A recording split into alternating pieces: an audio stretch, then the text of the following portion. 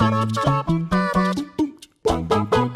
guys, what's up? It's Jules here for WhatCulture.com with a brand new review just for you. And today we're combining mullets with action movies and a buttload of dice and quests, because today I'm looking at this, the Big Trouble in Little Chinatown board game.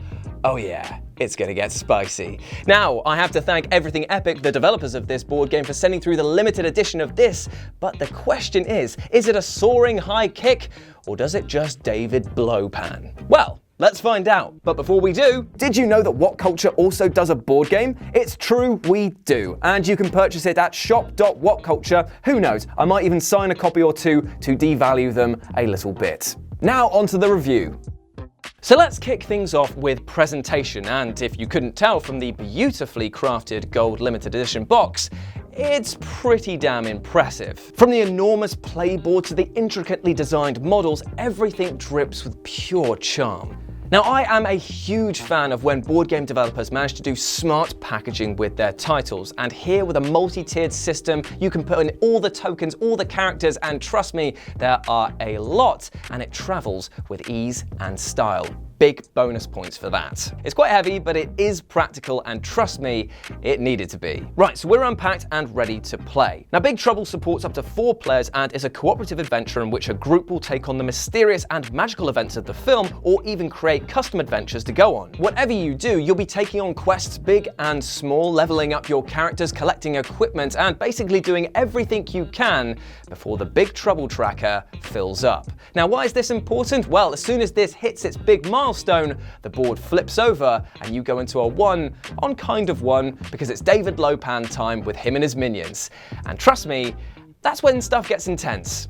Yes, it's here that the game can absolutely annihilate you if you've not been lucky in Act 1. But fear not, because even death in this game is humorous and not as final as you might think. Now, if you fall at any point in the game, you'll be given a Hell card, which will have some sort of weird ailment negative bonus on it. But you still get to play on, and that's really important because it keeps player investment high. You're willing to take more chances, throw yourself into the action a lot more, because you can actually get out of it with a few scrapes if you're lucky. It's only in Act 2 that you can actually fail the game, which, in my opinion, is a brilliant touch. No matter what happens, you're getting some serious playtime out of Big Trouble. The quests are varied and fun, allowing players to group up and complete them together, or just go off on their solo missions and reap the rewards. Although that might not be such a good idea with the ever-encroaching hordes, because every single turn you flip over a new Big Trouble card and add more enemies to the mix.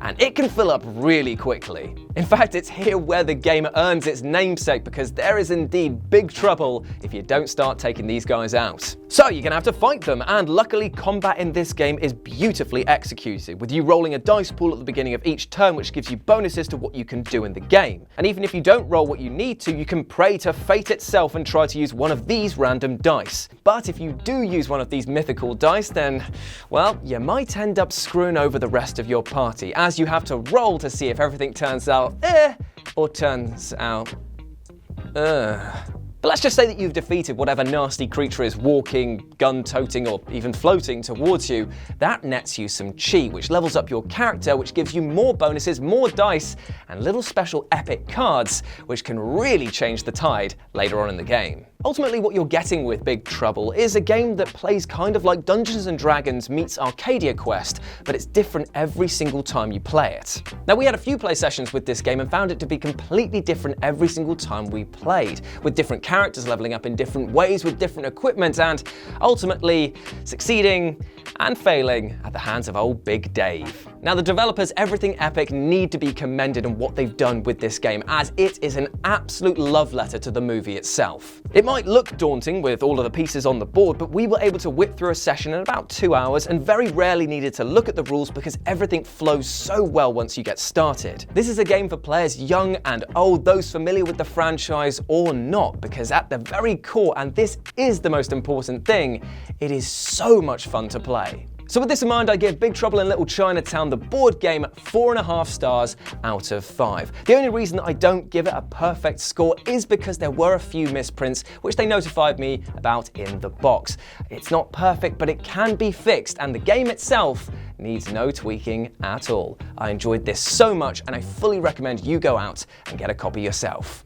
And there we go. Those are my thoughts on Big Trouble in Little Chinatown, the board game. Let me know what you thought about it down in the comments section below. But before you go, maybe you'd like to check out something else I've done on the gaming channel with 10 video games that kill you within the first 10 seconds. Or if that's not your thing, maybe you'd like to swing over to the wrestling channel and check out the show that I do there, the most insane things happening in wrestling each week. As always, I've been Jules, you've been awesome, and I'll speak to you soon. Bye!